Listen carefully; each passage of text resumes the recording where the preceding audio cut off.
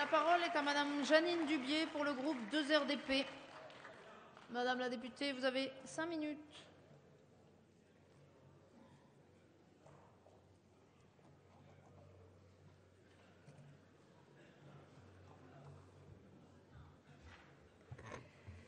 Madame la Présidente, Madame la rapporteure, mes chers collègues, nous enterrons aujourd'hui l'institution du conseiller territorial mis en place par la loi du 16 décembre 2010 portant réforme territoriale.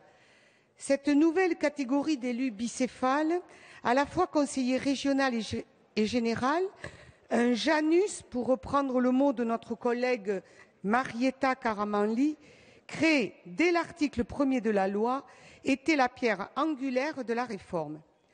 Lors de l'adoption en Conseil des ministres du 21 octobre 2009 du projet de réforme territoriale, divisé en 4 projets de loi, dont 2 n'ont jamais été inscrits à l'ordre du jour de la Haute Assemblée, on pouvait s'attendre, tant les obstacles se dressaient sur la route tortueuse prise, à ce que le gouvernement avance le retrait du volet conseiller territorial lorsqu'il aurait l'assurance de faire adopter, dans une configuration proche de ce qu'il proposait, le volet carte territoriale.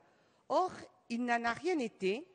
Par idéologie, faisant de ce conseiller territorial, dont on savait déjà qu'il ne verrait jamais le jour, un objet de fixation qui l'a mené vers la défaite électorale des sénatoriales du 25 septembre 2011, la droite a jusqu'au bout tenté d'imposer la création de cet élu hybride, sorte de super représentant local, cumulant fonction de conseiller général et de conseiller régional, fondé de pouvoirs locaux, ne recouvrant pas les mêmes compétences et les mêmes logiques territoriales.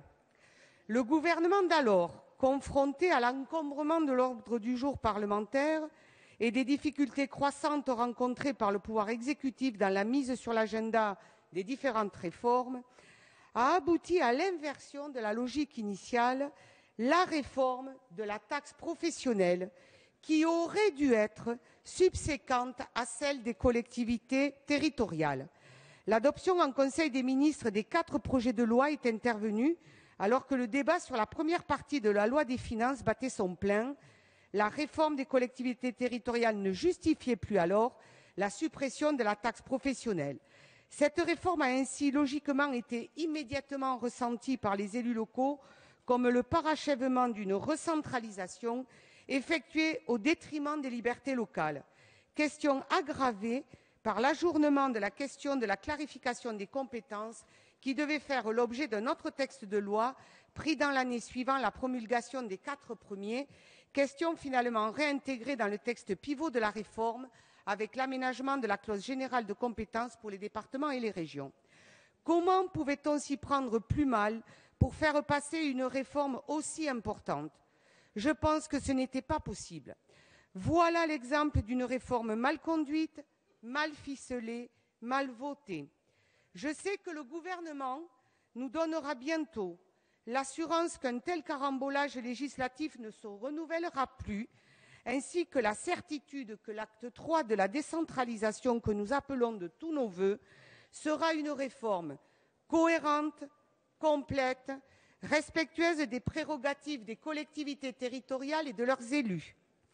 Elle sera ainsi l'armature d'une réforme nécessaire de l'organisation de la décentralisation et de la déconcentration française.